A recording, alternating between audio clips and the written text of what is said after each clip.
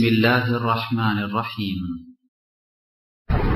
أما بعد فإن خير الحديث كتاب الله وخير الهدى هدى محمد صلى الله عليه وسلم وشر الأمور محدثتها وكل محدثة بدعة وكل بدعة ضلالة وكل ضلالة في النار. أعوذ بالله من الشيطان الرجيم. يا أيها الذين آمنوا كتب عليكم الصيام كما كتب على الذين من قبلكم لعلكم تتقون. عن أبي هريرة رضي الله تعالى عنه قال قال رسول الله صلى الله عليه وسلم إذا جاء رمضان فتحت أبواب الجنة وغلقت أبواب جهنم وصفدت الشياطين. رواه البخاري ومسلم. عن أبي هريرة رضي الله تعالى عنه قال قال رسول الله صلى الله عليه وسلم إذا دخل رمضان فتحت أبواب الرحمة. رواه البخاري ومسلم. عن أبي هريرة رضي الله تعالى عنه قال قال رسول الله صلى الله عليه وسلم من صام رمضان إيمانا واحتسابا غفر له ما تقدم من ذنبه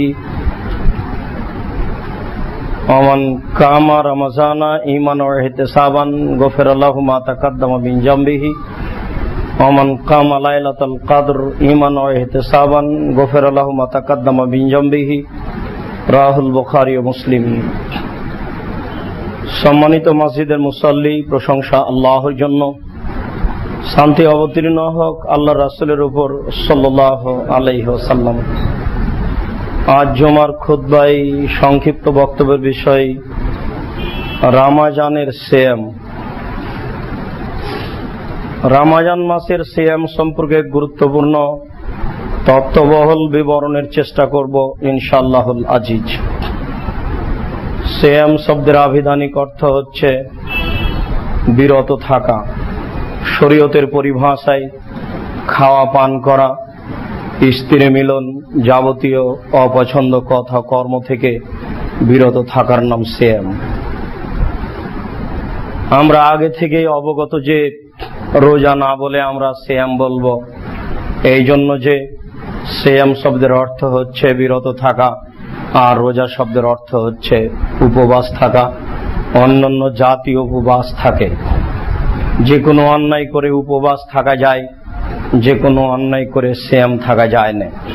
বিষয়টি আমাদের পূর্ব থেকেই ভাববার বিষয় হয়ে আছে বলে আমরা অবগত। যেসব মাধ্যম দিয়ে আল্লাহকে বেশি সন্তুষ্ট করা যায়, পৃথিবীতে তার সবচেয়ে বড় মাধ্যম হচ্ছে সিয়াম। আর যেসব সিয়াম দিয়ে আল্লাহকে বেশি সন্তুষ্ট করা যায় তার সবচেয়ে বড় মাধ্যম হচ্ছে রমজান মাস। রমজান মাস মানুষের জীবনের জন্য একটা অতীব গুরুত্বপূর্ণ মাস। মানুষ মাত্রই পাপ হতে পারে, পাপ হওয়াই স্বাভাবিক। যদি মানুষের পাপ নাই হতো তাহলে হয়তোবা এই জাতি পরিবর্তন করে আর একটা জাতি নিয়ে আসা হতো যারা পাপ করত, ক্ষমা চাইতো, তখন আল্লাহ খুশি হয়ে ক্ষমা করতেন। আসলে আল্লাহ মানুষ সৃষ্টি করে দেখতে চাচ্ছেন যে মানুষ আমাকে বলে কি বলে না। আমি যে কারণে সৃষ্টি করেছি সেটা আমার মৌলিক লক্ষ্য। তারা আমার তাসবিহ তাহলিল জিকির আজকার করবে, ভুল যদি করে তাহলে আমার কাছে ক্ষমা চাইবে, আমি ক্ষমা করে দেব, এটাই আমার লক্ষ্য। মানুষ যখন ভুল বুঝে তখনই ক্ষমা চায় না, মানুষ যখন সঠিক বুঝে তখনই ক্ষমা চায়। আবু হুরায়রা রাদিয়াল্লাহু তাআলা আনহু বলেন, রাসূল সাল্লাল্লাহু আলাইহি ওয়াসাল্লাম বলেছেন, কুল্লু বনি আদম খাত্তা ওয়া খায়রুল খাত্তাইনা তাওয়াবুন। আদম সন্তানই পাপী, সবচেয়ে উত্তম গুনাহগার পাপী মানুষ হচ্ছে সে ব্যক্তি যে ব্যক্তি গুনাহ করার পরে আল্লাহর কাছে ক্ষমা চায়, সেই হচ্ছে সবচেয়ে ভালো মানুষ।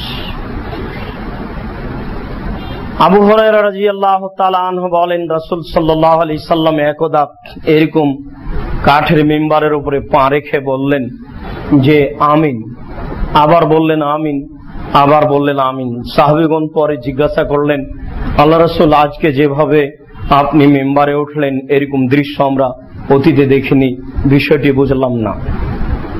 রাসূল সাল্লাল্লাহু আলাইহি সাল্লাম বললেন, দেখো, প্রথমে আমি আমিন বলেছিলাম এই মর্মে যে বৃদ্ধ পিতামাতা পাওয়ার পরেও যদি মানুষ ক্ষমা নিতে না পারে তার পাপের জন্য আল্লাহর কাছে, তাহলে সে ক্ষতিগ্রস্ত। এই কথাটা জিবরাইল আমাকে বললেন, তো আমি তার কথার উত্তরে আমিন বললাম যে হ্যাঁ জিবরাইল, ঠিক, মানুষের এটা একটা জরুরি কর্তব্য যে বৃদ্ধ পিতামাতার সেবা করে সে পাপের ক্ষমা চেয়ে নেবে।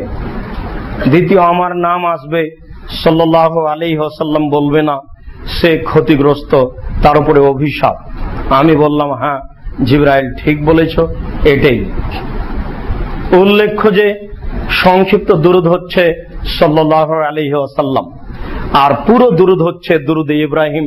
এছাড়া পৃথিবীতে আর কোন তৃতীয় দুরূদ নেই। আল্লাহুম্মা সাল্লি আলা সাইয়্যিদিনা মাওলানা নাবিয়ানা মুহাম্মদ, ইয়া শাফি ইয়া হাবিবি বললে পাপ হবেই, হতেই হবে, নিশ্চিত হবে, অবধারিত হবে।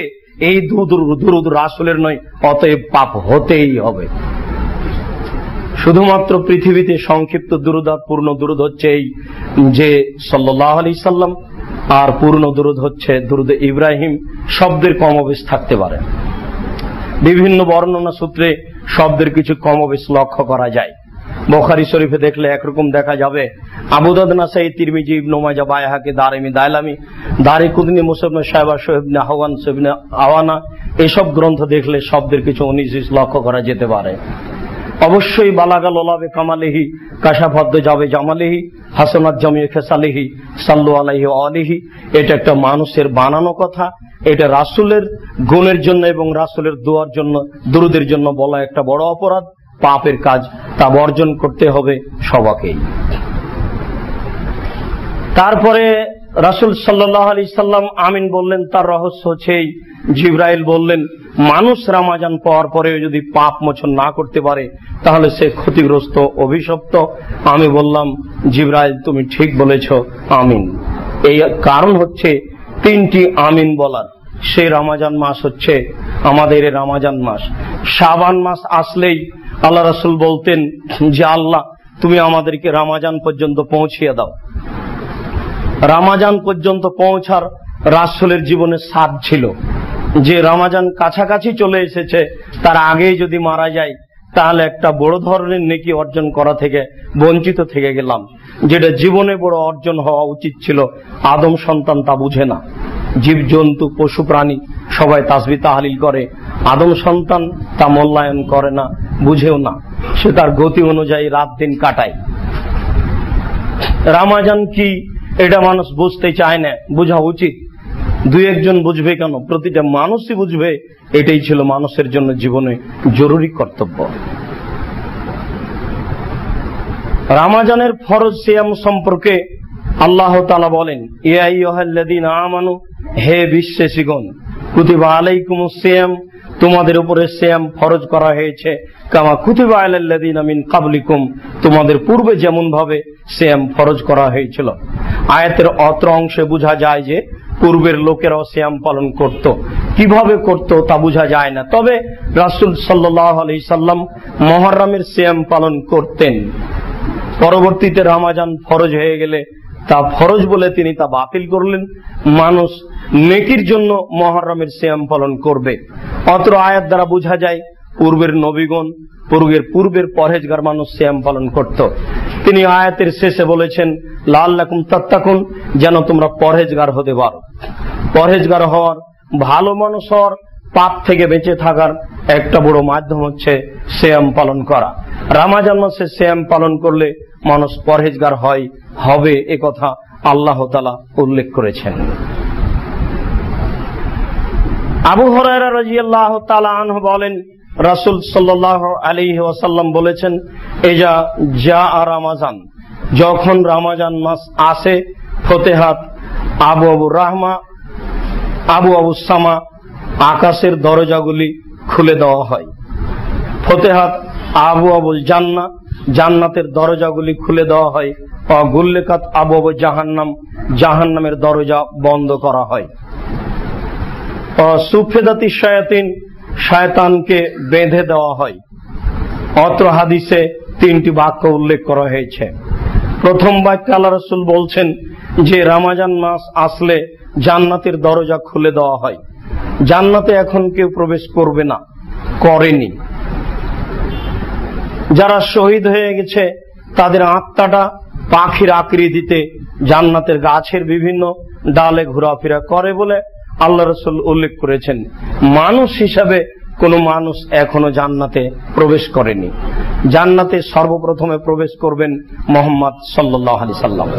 জান্নাতের গেটে বড় অক্ষরে লেখা আছে, সর্বপ্রথম সদস্য যিনি জান্নাতে প্রবেশ করবেন তিনি হচ্ছেন মুহাম্মদ সাল্লাল্লাহু আলাইহি সাল্লাম। জান্নাতে তার জন্য একটা বিশেষ ঘর আছে, এমন ঘর আর কোন নবী কোন মানুষের জন্য তৈরি করা হয়নি। সেই ঘরের ভিতরে একজন ফেরেশতাকে দাঁড় করানো হয়েছে।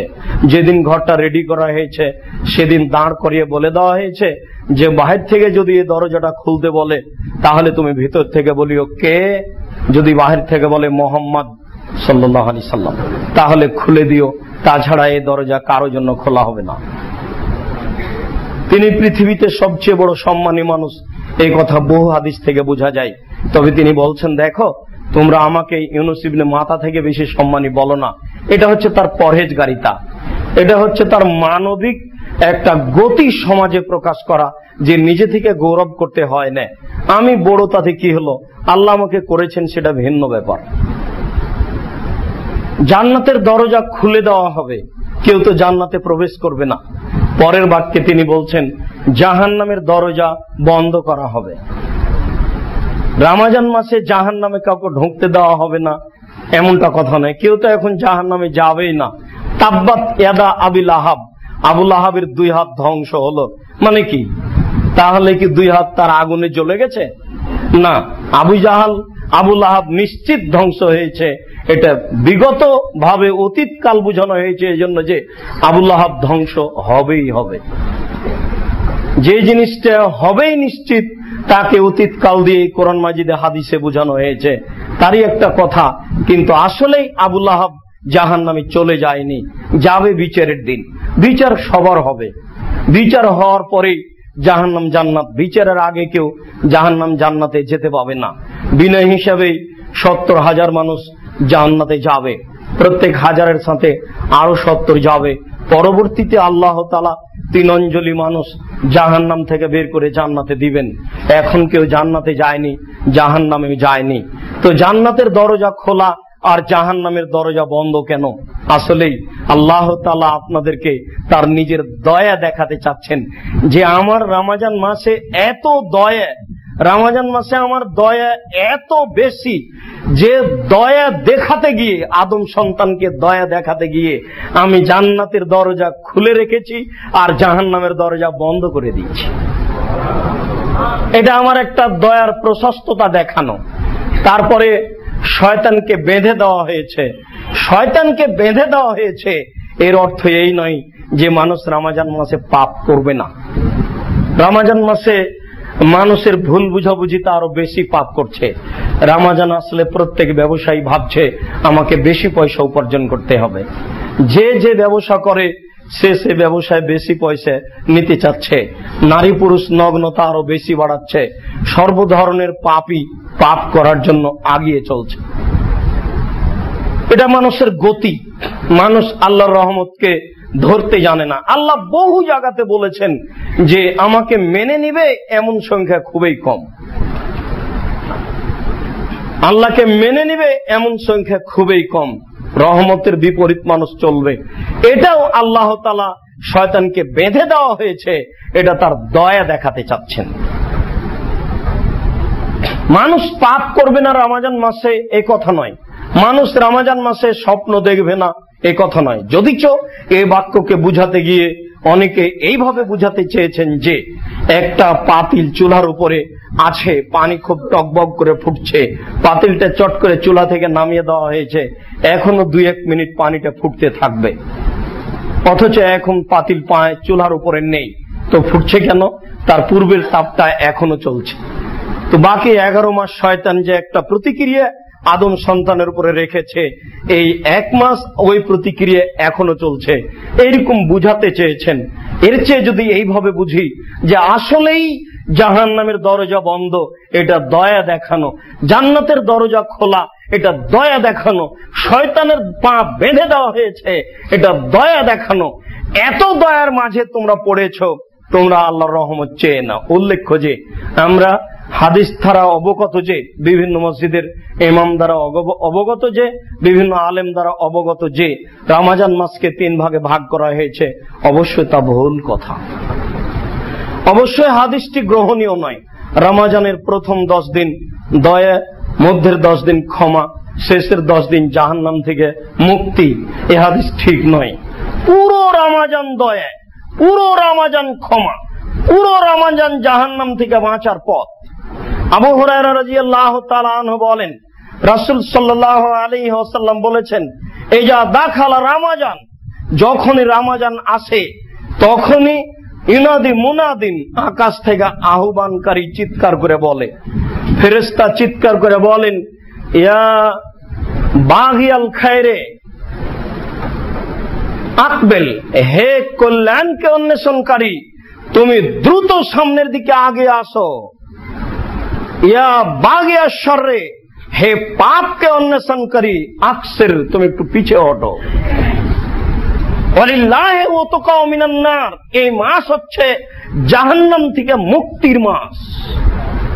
এটা তৃতীয় বাক্য। ওয়াযালিকা ফি কুল্লি লাইলাতিন অফিরাতিন ফি কুল্লি নাহারিন, এরকম বাক্য প্রতিদিন রাত বলতে আছেন ফেরেশতা, বলতে থাকবেন প্রতিদিন, প্রতি রাত, সব সময় পুরো রমজান ফেরেশতা এভাবে বলতে থাকছেন, বলতে থাকবেন, হে আদম সন্তান, যারা তোমরা নেকি করতে চাও তারা আগে আসো। হে আদম সন্তান, যারা তোমরা পাপ করছো, তোমরা পাপ থেকে ফিরে আসো, পাপ থেকে পিছে হটো। এই মাস হচ্ছে জাহান্নাম থেকে মুক্তির মাস। জাহান্নাম থেকে মুক্তি ঘোষণা করা হবে এমন কিছু পথঘাট এই মাসে আছে, এমন কিছু এই মাসে আছে যা পালন করলে জাহান্নাম থেকে বেঁচে যাওয়া যাবে। এই বাক্য প্রমাণ করে যে পুরো রমজান দয়া, পুরো রমজান ক্ষমা, পুরো রমজান জাহান্নাম থেকে বাঁচার পথ। আবু হুরায়রা রাদিয়াল্লাহু তাআলা আনহু বলেন, রাসূল সাল্লাল্লাহু আলাইহি ওয়াসাল্লাম বলেছেন, ইজা দাখালা রমজান ফতিহাত আবওয়াবুস সামায়, যখন রমজান আসে তখন আকাশের দরজা খুলে দেওয়া হয়। আকাশে অনেক দরজা আছে। হাদিসের ভাষায় বোঝা যাচ্ছে এমনও সময় কোন ফেরেশতা এমনও দরজা দিয়ে এসেছেন যে দরজা অতীতে কোনোদিন খোলা হয়নি, পরেও কোনোদিন খোলা হবে না। এমনও বোঝা যায় যে জিবরাইল আসা যাওয়ার জন্য দরজা আছে। এটাও বোঝা যায় যে ভালো মানুষের আত্মা যখন নিয়ে যাওয়া হয় ইল্লিন 7ম আকাশের উপরে, তখন দরজা খুলতে বলা হয়, এবং উপরে গেলে ফেরেশতাগণ স্বাগতম জানায়। আর পাপীর আত্মা নিয়ে যাওয়া যখন হয় 1ম আকাশে গিয়ে দরজা খুলতে বলা হলে কেউ খুলে না। ওর একটা দুর্গন্ধ থাকে, পাপের দুর্গন্ধ।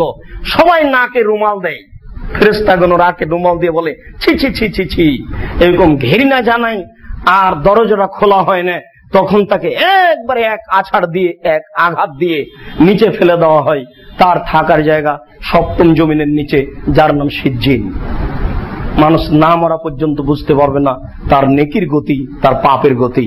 তবে আগে থেকে বুঝলে সে নিজে প্রস্তুতি নিতে পারবে। যারা পাপী মানুষ তার আত্মাতে দুর্গন্ধ আছে, সবাই ছিছি করে তার আত্মার দুর্গন্ধতে। আর এমনিতেই বুখারী মুসলিমের হাদিসে বোঝা যাচ্ছে যে আল্লাহ রাসূল বলছেন যে লোকটা মারা গেছে, ওকে তোমরা তাড়াতাড়ি মাটি দিয়ে দাও, উপরে রেখেছো কেন? বেটা আছে ঢাকায়, যেতে লাগবে গ্রাম অঞ্চলে 2 দিন, সেই জন্য লাশ 2 দিন রেখে দিতে হবে, এটা তো ঠিক নয়। খুব দূরে আছে, তাকে বাহির থেকে আসতে হবে, 3 দিন লাশ রেখে দিতে হবে, এটা তো ঠিক নয়। গতি উল্টে যাবে কেন? আপনি মুসলিম, দুনিয়াবী নীতির নিকটে মাথা নত করেন কেন? দুনিয়াবী নীতির নিকটে মাথা নত করতে হবে কেন? যেই পার্টি করছেন সেই পার্টি আপনার লাশ টেনে নিয়ে কাঁধে করে নিয়ে বেড়াবে কেন? যে আপনি মুসলিম নন, আপনার হিসাব থাকা উচিত। আপনার একটা ভিন্ন গতি আছে। আপনি মুসলিম মানে পৃথিবীর কোন গতির নিকটে আপনি নত স্বীকার করেন না, এর নাম মুসলিম। মুসলিম মানে মেনে নিয়েছে, সাথে সাথে যত তাড়াতাড়ি পারা যায় তাকে মাটি দিতে হবে। আল্লাহ রাসূল বলছেন, তাকে উপরে রেখেছো কেন? ও যদি ভালো হয় তাহলে মাটির নিচে গেলেই ভালোটা পেয়ে যাবে, আরো যদি খারাপ হয় তাহলে ওর খারাপ গিয়ে পড়ছে মানুষের ওপরে, দেশের ওপরে, পশু প্রাণীর ওপরে, গাছপালার ওপরে। আল্লাহ রাসূল এভাবে বলছেন, বুখারী মুসলিমের হাদিস। ও যদি পাপী হয় তাহলে ওর শরীরে একটা প্রতিক্রিয়া আছে, খারাপ প্রতিক্রিয়া, যেটা পশু প্রাণীর উপরে যা পড়ে, পশু প্রাণী ক্ষতিগ্রস্ত হয়। এই গাছপালার উপরে গিয়ে পড়ে, গাছপালা ক্ষতিগ্রস্ত হয়। বুখারী মুসলিমের হাদিস। আপনি বিচার করেন দেখি কিভাবে করবেন। আর প্রতিক্রিয়া তো আমি আর আপনি বুঝতে পারি না। এই জন্য আল্লাহ রাসূল বলছেন যে ওকে দ্রুত মাটির নিচে দিয়ে দাও, তাহলে ওর খারাপ প্রতিক্রিয়া উপরে, জাতির উপরে পড়বে না, পশুর উপরে পড়বে না, গাছপালার উপরে পড়বে না। রমজান মাস আসলে দরজা খুলে দেওয়া হয়, এটা একটা আল্লাহর দয়া। তাহলে আকাশের অনেক দরজা আছে, বহু বচন ব্যবহার করা হয়েছে। এটাও আল্লাহ একটা দয়া দেখাচ্ছেন যে সব দরজা খোলা। ফেরেশতাগণ দয়া নিয়ে আসেন, রহমত নিয়ে আসেন। মানুষ নেকি করলে সেই নেকি উপরে নিয়ে যাওয়া হয়। এটা একটা যেন ইবাদতের একটা বিশাল ধরনের কারখানার মাস।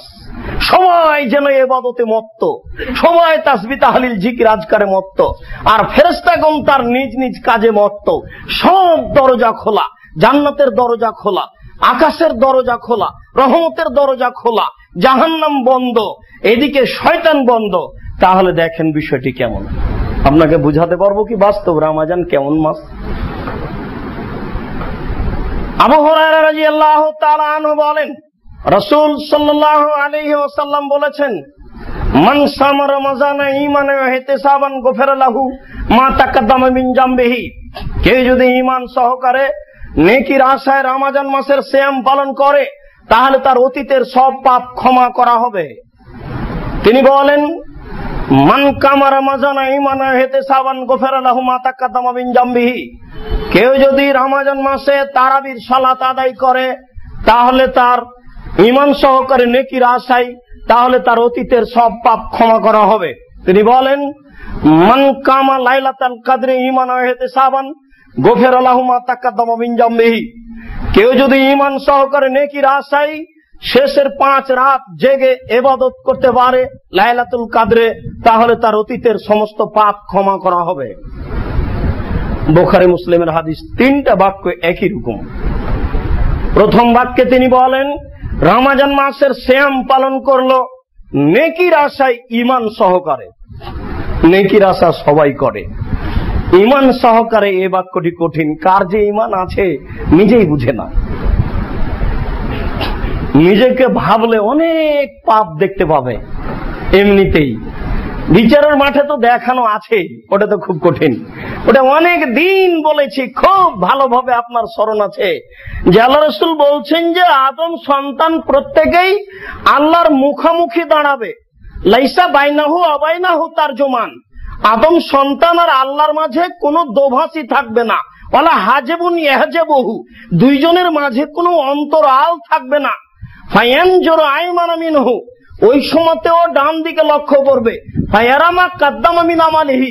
সে তার জীবনের সব কর্ম দেখতে পাবে। ওয়ায়ানজুরু আসামা মিনহু। তারপর সে তার বামের দিকে লক্ষ্য করবে। ফায়ারামা কাদ্দামা মিন আমালিহি। তার জীবনের সব কর্ম দেখতে পাবে, রাতে দিনে যা করেছে সব দেখে বুঝতে পারবেন এই পাপ সেই পাপ। সুম্মা ইয়ানজুরু ইলা তিলকা ওয়াজহি। এবার সামনের দিকে লক্ষ্য করবে। ফায়ারান নার।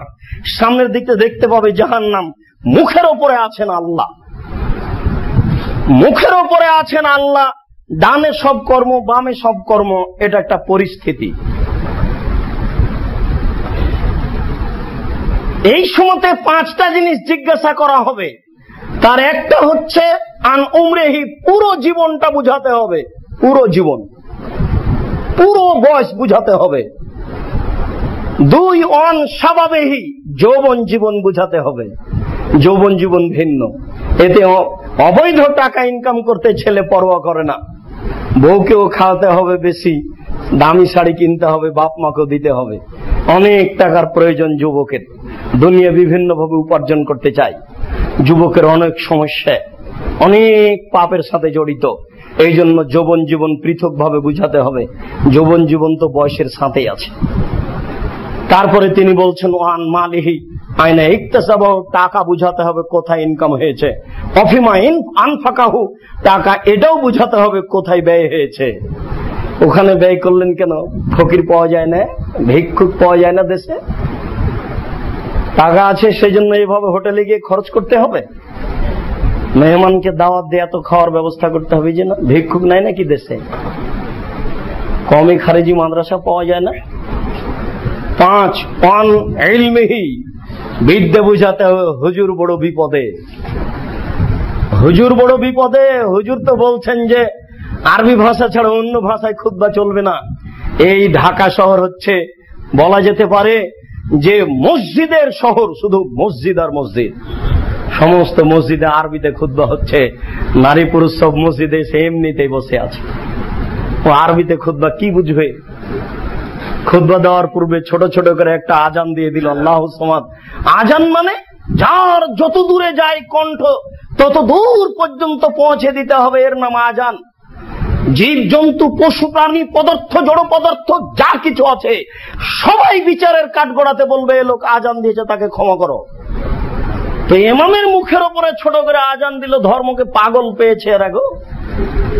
ধর্ম কিছু নয়, একটা হাওয়াই লাড্ডু, এছাড়া কিছু নয়। নইলে এমন করছে কেন? আজান তো এমন নয়। আজান মানে এলান করা, যার যেভাবে সম্ভব যত দূর পৌঁছানো সম্ভব। আল্লাহ রাসূল বলছেন যে যত দূর পৌঁছবে সব জায়গার জীবজন্তু জড় পদার্থ সবাই সাক্ষী দেবে বিচারের মাঠে। হুজুর যে বড় বিপদে, 27শে রজব রোজা করিয়ে নিল হুজুর। চ্যানেলের মাধ্যমে হুজুর 15ই শাবানে রোজা করে নিল, আপনারা দেখতে পাচ্ছেন। 27শে রজব, 27শে রজব যে মেরাজ হয়েছে তার নিশ্চিত কি প্রমাণ? হয়ে থাকলে রোজা রাখতে হবে, কে বলেছে? বিশুদ্ধ প্রমাণ ছাড়া রোজা রাখা যাবে না। এই দেশের মাটিতে প্রায় 3 লক্ষ জাল জয়ীফ হাদিস আছে, হাদিস বিবেচনা করে মানতে হবে, এ কথাই ঠিক। যার যত বুদ্ধি বেশি বিচারের মাঠে তার বিচার তত কঠিন হবে, যার বুদ্ধি কম তার বিচার কম হবে, যার বুদ্ধি নেই তার কোনো বিচারই নেই। রাসূল সাল্লাল্লাহু আলাইহি ওয়াসাল্লাম বলছেন রমজান মাসে সিয়াম পালন করলে ঈমান সহকারে নেকির আশায়, নেকির আশা সবাই করে, ঈমান সহকারে এটাই কঠিন। ঈমানের ভিতরে ত্রুটি আছে অনেক, নইলে এত পাপ হচ্ছে কেন? ঈমান যত বেশি হবে পাপ তত কম হবে, পাপ যত কম হবে বুঝতে হবে ঈমান তত বেশি আছে। ঈমানে যত ঘাটতি হবে পাপ তত বেশি হবে, ঈমানে যত বৃদ্ধি হবে পাপ তত বেশি কম হবে। একটা মানুষ 5 ওয়াক্ত সালাত আদায় করছে, ঘুষও খায়, সুদও খায়, ব্যাংকে চাকরিও করে, এবার তাহাজ্জুদও পড়ে। রমজান মাসে সৌদি আরবে যাবে এ করতে, উমরা করতে। উমরা তো একটা এখন মানে একটা গতি হয়ে গেছে, টাকা থাকলে উমরা করতে হবে। জি না, ভিক্ষুকে টাকা দিলে এর চেয়ে বেশি নাকি হবে? এই উমরার চেয়ে ভিক্ষুকে টাকা দিলে এর চেয়ে বেশি নাকি হবে? এই উমরার চেয়ে ভিক্ষুককে টাকা দিলে এর চেয়ে বেশি নাকি হবে? আপনার ভুল সিদ্ধান্ত, ফটো উল্টে ধরা যাবে না কিয়ামত পর্যন্ত ইনশাআল্লাহ। আল্লাহ রাসূল একথা বলেছেন, একথা ঠিক রে, যে রমজান মাসে উমরা করলে হজের নেকি হয়। এর অর্থ এই নয় যে আপনি প্রতি বছর হয় উমরা করতে যাবেন, এ কথা নয়। উমরার এই টাকার জন্য এই দেশে আরো অনেক হকদার আছে, সেখানে পয়সা ব্যয় করার চেষ্টা করতে হবে। ঈমান সহকারে নেকির আশায় এই 3টি কাজ করলে অতীতের সমস্ত পাপ ক্ষমা করা হবে। 1 রমজান মাসে সিয়াম পালন করা, 2 তারাবির সালাত আদায় করা। তারাবি 8 রাকাতই পড়তে হবে, 20 রাকাত নয়। তারাবি 8 রাকাতই পড়তে হবে, 20 রাকাত নয়। মসজিদের সকল মুসল্লি পুরুষ ও নারীকে বলা যাচ্ছে যে এই দেশে কোন জায়গাতে চাকরির গতিতে যদি 20 রাকাত তারাবি হয়, আপনি সেখানে উপস্থিত থাকেন, তাহলে আপনি 8 রাকাতের পরে চলে আসবেন, বরং আপনি বাড়িতে সালাত আদায় করুন, এটাই উত্তম। জামাতবদ্ধ মানুষ সালাত আদায় করবে, নারী পুরুষ সবাই, এটাই সুন্নাত, এতে বেশি নেকি হবে। যারা তাহাজ্জুদে অভ্যাসী তারা ভোর রাত্রে তারা তারাবি পড়বে, এটাই ঠিক। তারাবি কোন শব্দ হাদিসে নেই। তারাবি শব্দের অর্থ হচ্ছে আরাম গ্রহণ করা। দীর্ঘ সময়ে 4 রাকাত পড়ার পরে একটু আরাম করতে হবে, তারপরে 4 রাকাত পড়তে হবে। এই জন্য এর নাম পড়েছে তারাবি। পরবর্তীতে এর নাম হচ্ছে কিয়ামুল লাইল, রাতের দাঁড়ানো, রাতের তাহাজ্জুদ। 20 রাকাত নয়, 8 রাকাতই তারাবি পড়তে হবে। 20 রাকাত নয়, 8 রাকাতই তারাবি পড়তে হবে। 20 রাকাতের হাদিস জাল। উমর রাদিয়াল্লাহু তাআলা আনহুর বরাত দিয়ে যে 20 রাকাত বলা হচ্ছে, এই কথা ঠিক নয়। উমর রাদিয়াল্লাহু তাআলা আনহু যাকে আদেশ করেছিলেন, তাকে 8 রাকাত তারাবির আদেশ করেছিলেন। শেষের 5 রাত্রে জেগে ইবাদত করতে হবে গুরুত্ব সহকারে, সময় সাপেক্ষে। আল্লাহ আমাদের বোঝার তৌফিক দান করুন, আল্লাহুম্মা আমিন।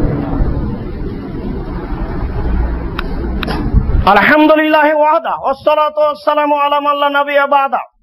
আবু হুরায়রা রাদিয়াল্লাহু তাআলা আনহু বলেন, রাসূল সাল্লাল্লাহু আলাইহি ওয়াসাল্লাম বলেছেন, তাসাহারু ফাইনহু ফিআল বারাকা, তোমরা সাহারি খাও, সাহারিতে বরকত রয়েছে। আমরা রমজানের সিয়াম পালন শুরু করব, এই জন্য সাহারি থেকে এই কথা পরবর্তী খুতবায় রাসূল সাল্লাল্লাহু আলাইহি ওয়াসাল্লাম বলেন, আল বারাকাতু ফি সালাসাতিন, 3টি জিনিসে বরকত রয়েছে।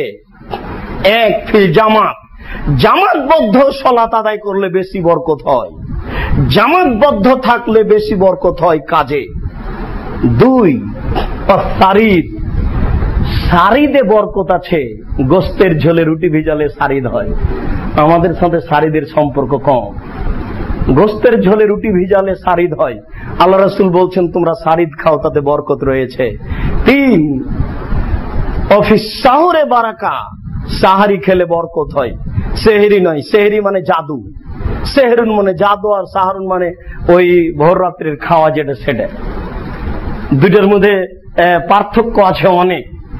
সিনে যদি জের হয় তাহলে হবে জাদু, আর সিনে যদি জাবার হয় তাহলে হবে রাতের খাওয়া, শেষ রাতের খাওয়া। সাহারি, রাসূল সাল্লাল্লাহু আলাইহি সাল্লাম বলছেন যে তোমরা সাহারি খাও, তাতে বরকত রয়েছে।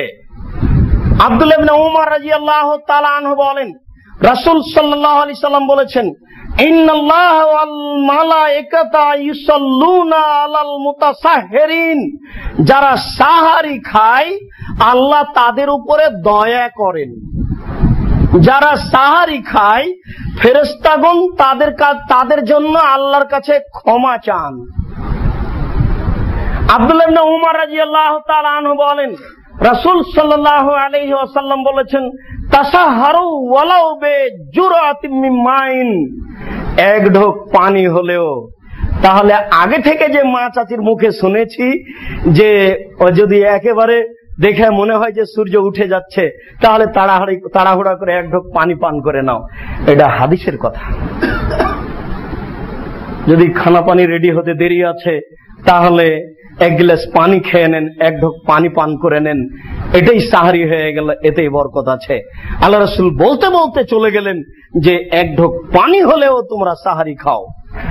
আবু হুরায়রা রাদিয়াল্লাহু তাআলা আনহু বলেন, সালমান ফারসি রাদিয়াল্লাহু তাআলা আনহু বলেন, ফাসলু মা বাইনা সিয়ামিনা ওয়া সিয়ামি আহলিল কিতাবে ওয়াকলাতুস সাহারে, আমাদের সিয়াম আর ইহুদি খ্রিস্টানদের সিয়ামের মধ্যে পার্থক্য হচ্ছে 1 লোকমা 1 গাছ কিছু খেয়ে নেওয়া, অল্প কিছু খেয়ে নেওয়া। তাহলে তারা না খেয়ে সিয়াম পালন করে। আজও কোটি কোটি মানুষ ওরা এক ধরনের ইবাদত করে, ইহুদি খ্রিস্টান, গোটা পৃথিবী তাদের। ইহুদি খ্রিস্টান আজও সিয়াম পালন করে, তারা সাহারি খায় না। আমাদের সাহারি খেয়ে তাদের থেকে পৃথক করে নিতে হবে, এ কথা আল্লাহ রাসূল বলছেন।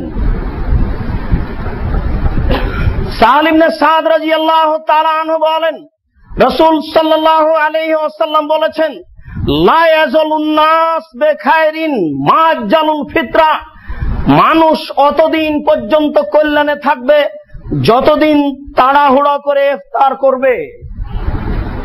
মানুষ অতদিন পর্যন্ত কল্যাণে থাকবে যতদিন তাড়াহুড়া করে ইফতার করবে।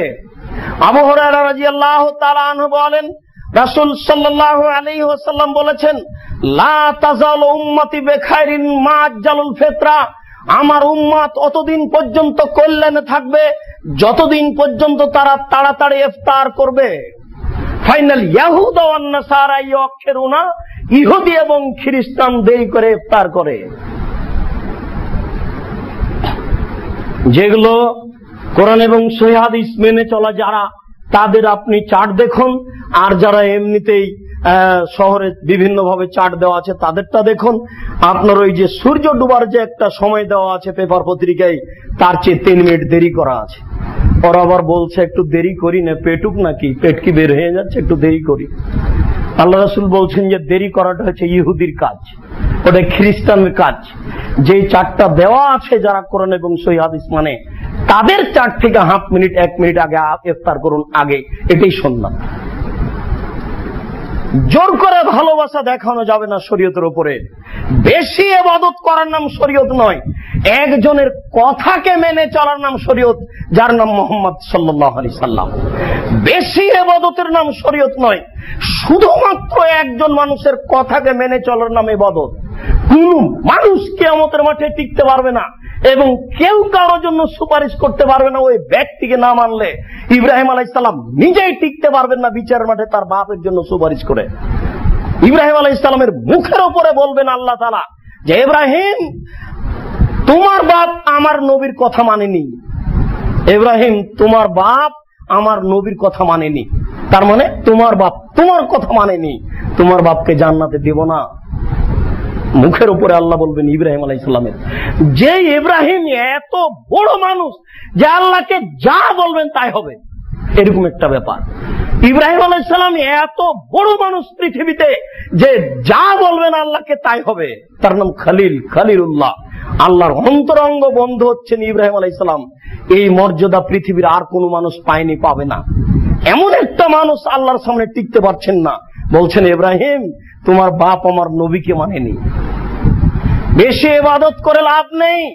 হাফ মিনিট 1 মিনিট আগে ইফতার করতে হবে, এতেই নেকি আছে। হাফ মিনিট 1 মিনিট আগে ইফতার করতে হবে, এতেই নেকি আছে। 1 মিনিট 2 মিনিট 3 মিনিট দেরি করলে এটা হবে ইহুদির কাজ, এটা খ্রিস্টানের কাজ। আপনি গাড়িতে আছেন, রাজশাহী যাচ্ছেন, দেখবেন গোটা গাড়ির লোক একদিকে, আপনি একা একদিকে। শতকরা 95 জন 98 জন লোক তারাই যারা ভুল পথে আছে। আপনি তো একবারে হারিয়ে যাচ্ছেন। কেমনে আপনি ইফতার করবেন? আপনার বড় শরম বোধ হয়, কি করি, কেউ যে ইফতার করে না, সবাই যে 5 মিনিট পরে করবে। এই মসজিদের যত পুরুষ এবং নারী মুসল্লি আছেন তাদেরকে জরুরি ভাবে রাসূলের পক্ষ থেকে বলা যাচ্ছে যে আপনি এই ব্যাপারে সতর্ক, সাবধান থাকুন। প্রয়োজনে গোপনে চুপে হলে আপনি 1 মিনিট আগে ইফতার করবেন, এটাই জরুরি। হাফ মিনিট আগে ইফতার করবেন, এটাই জরুরি। আপনি যদি জাতির কাছে টিকতে না পারেন, আর যদি ক্ষমতা থাকে তাহলে গাড়িতে চিৎকার দিয়ে বলেন যে 1 মিনিট আগে ইফতার করতে হবে, আমি করলাম, বিসমিল্লাহ। জাহাবাজ জামাত তালাতুল উরক শাওয়াতাল আজর ইনশাআল্লাহ। সাহস হারিয়ে যাওয়ার কি আছে? ফাঁসিও হবে না, সলিও হবে না। সাহস হারিয়ে যাওয়ার কি আছে? ফাঁসিও হবে না, সলিও হবে না।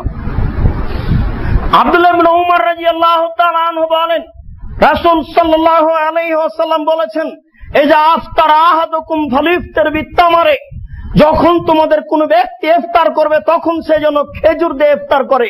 ফাইনলাম ইয়াজিদ, যদি খেজুর না পায় ফাবিল মা, তাহলে পানি দিয়ে ইফতার করবে। ফাইন্নাহু তাহুর, পানি হচ্ছে পবিত্র। খেজুর পৃথিবীতে সব জায়গায় থাকবে না, এই জন্য আল্লাহ রাসূলের পক্ষ থেকে এই কঠোরতা নেই। খেজুর দিয়ে ইফতার করতে হবে, খেজুরের মান ভিন্ন।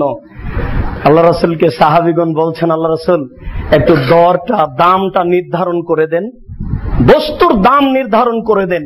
তখন আল্লাহ রাসূল বলছেন, বলো কি তোমরা, আমি কি বিচারের মাঠে অত্যাচারী হব? আমি যদি আজকে বলি যে 1 রিয়াল কেজি খেজুর, তাহলে কিয়ামত পর্যন্ত খেজুর 1 রিয়াল কেজি থাকবে, আর সেদিন রাজশাহীর ফজিল ইমাম হবে 300 টাকা কেজি। তখন সৌদি আরবের লোক খেজুর বিক্রি করে আম কিনতে পারবে না যে। এই জন্য মূল্য নির্ধারণ করা মানুষের কাজ নয়, এটা আল্লাহর কাজ।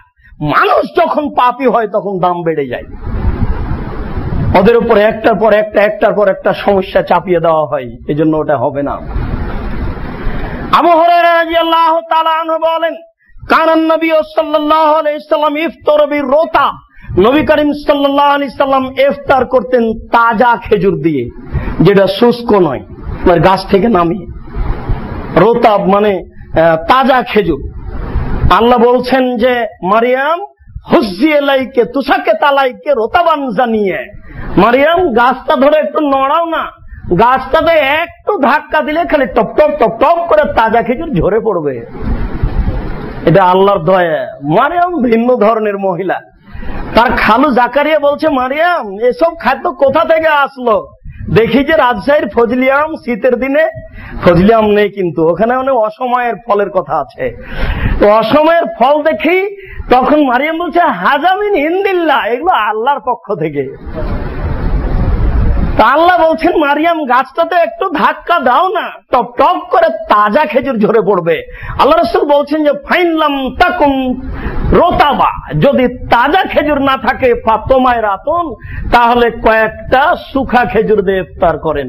আল্লাহ রাসূল বলছেন যে ফাইনলাম তাকুম তোমায়রা, যদি শুষ্ক খেজুর না থাকে তাহলে হাসা হাসা ওয়াতিন মিন মাইন, তখন আল্লাহ রাসূল কয়েক অঞ্জলি পানি পান করে নিতেন।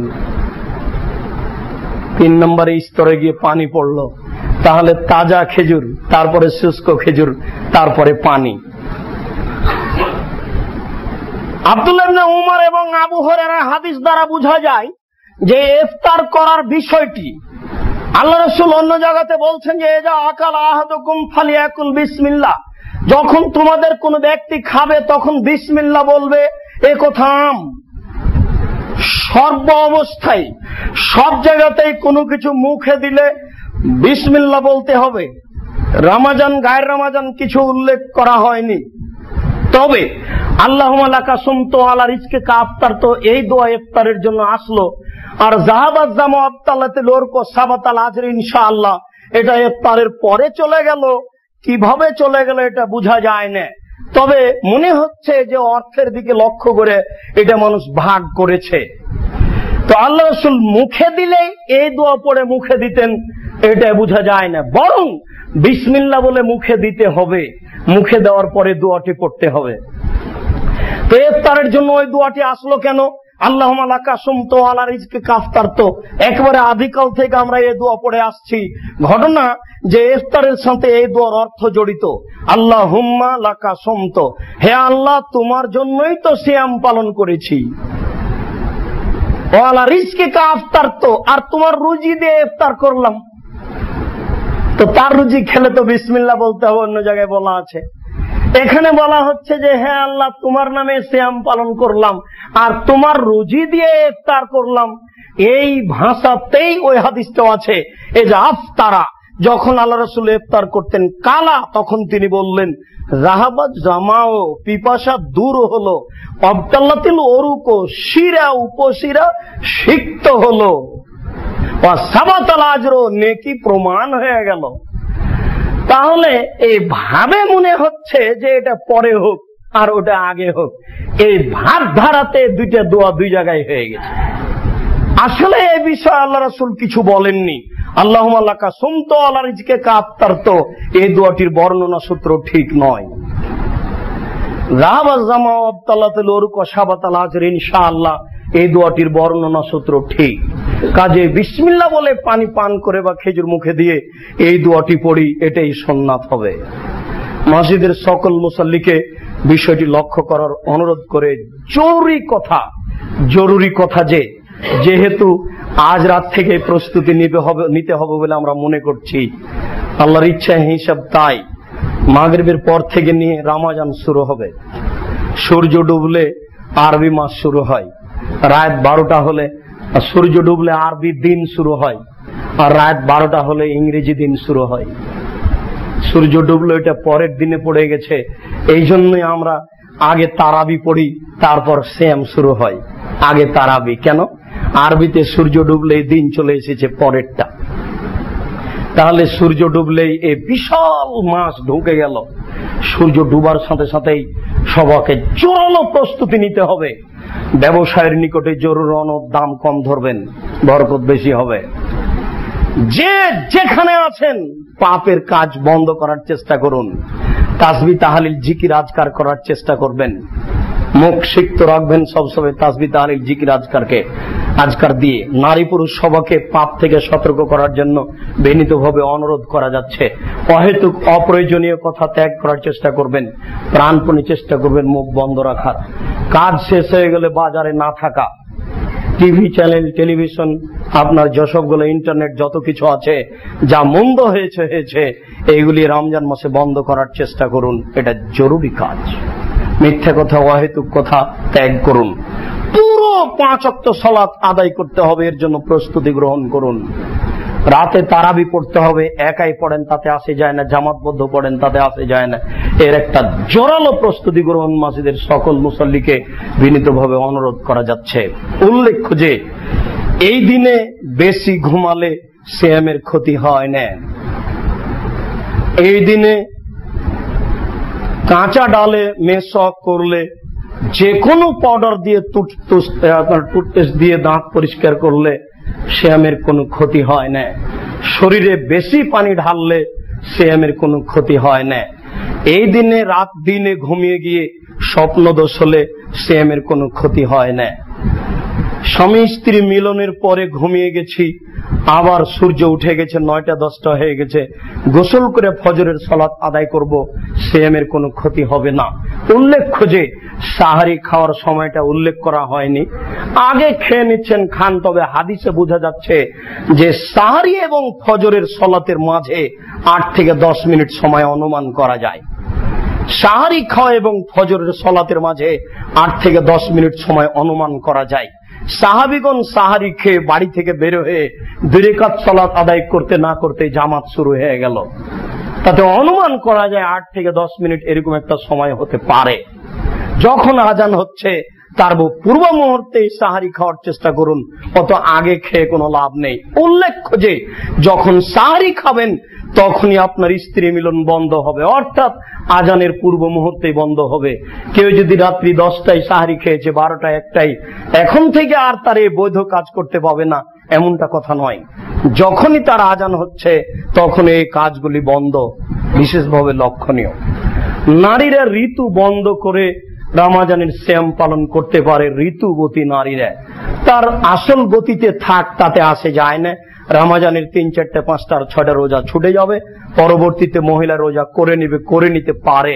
তবে ডাক্তারের কাছে চিকিৎসা জিজ্ঞাসা করে ঋতু বন্ধ করলে তার শরীরের কোনো ক্ষতি হবে না, এই মর্মে জেনে সে ট্যাবলেট খেয়ে ঋতু বন্ধ করে রমজানের পুরো সিয়াম পালন করতে পারে, কোনো সমস্যা নেই।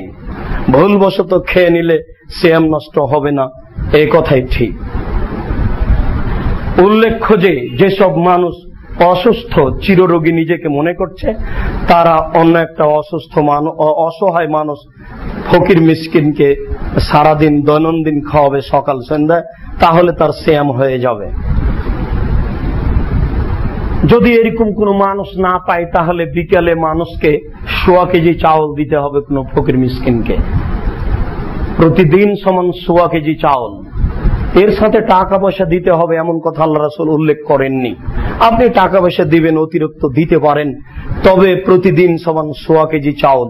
উল্লেখ্য যে আমার বাপ 2-3 দিন অসুখ থেকে মরে গেছে, সিয়াম পালন করতে পারেননি, ভালো হবে বলে করব এই অপেক্ষায় ছিলেন, এখন কি করব?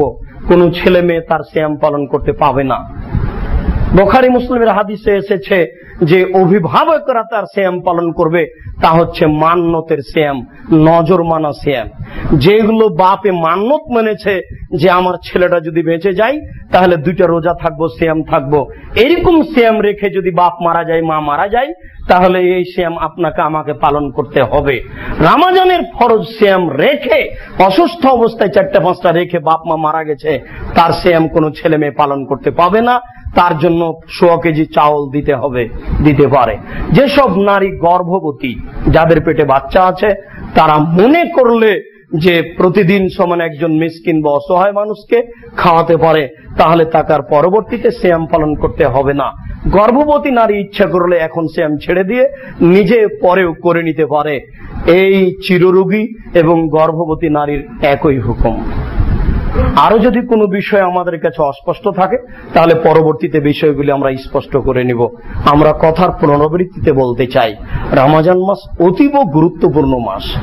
রমজান মাস মানুষের পাপ ক্ষমা নেওয়ার মাস। এটা জীবনে খুব বড় সুযোগ। কত বড় সুযোগ তা আপনাকে ভাষা দিয়ে বোঝাতে পারছি না। এই জন্য আপনাকে প্রস্তুতি নেওয়ার জন্য বলছি, প্রস্তুতি নেওয়ার জন্য বলে আল্লাহকে বলছি, আল্লাহ তোমার তো অনেক দয়া, তুমি আরহামুর রাহিমিন, তুমি সবচেয়ে বড় দয়াবান, তুমি সবচেয়ে বড় ক্ষমাবান, আবার তুমি শক্তিশালী। তোমার শক্তির নিকটে আশাধারী হয়ে বলছি, তোমার রহমতের নিকটে আশাধারী হয়ে বলছি, তোমার ক্ষমার আশাধারী হয়ে বলছি, তুমি আমাদের যারা মারা গেছে তুমি তাদের কবরের শাস্তি মাফ করো, যারা আমরা অসুস্থ তাদের তুমি আরোগ্য দান করো, যারা আমরা বেঁচে আছি তুমি তাদেরকে তোমার রাসূলের পদ্ধতিতে সিয়াম পালন করার তৌফিক দান করো। আল্লাহ তোমার রহমতের আশাধারী, তুমি বিশেষ রহমত দিয়ে আমাদেরকে ভালোভাবে সিয়াম পালন করার তৌফিক দান করো। আমরা মানুষ, অনেক জায়গাতে আমাদের ভুল ত্রুটি হতে পারে, হয়তো বা বুঝতে পারিনি বা বুঝতে পারছি না, এটুকু তুমি সংশোধন করে দিয়ে তোমার রাসূলের পদ্ধতি অনুযায়ী সিয়াম পালন করার তৌফিক দান করো। এ দাবি, এ দোয়া তোমার দরবারে রেখে আজকের জুমার খুতবা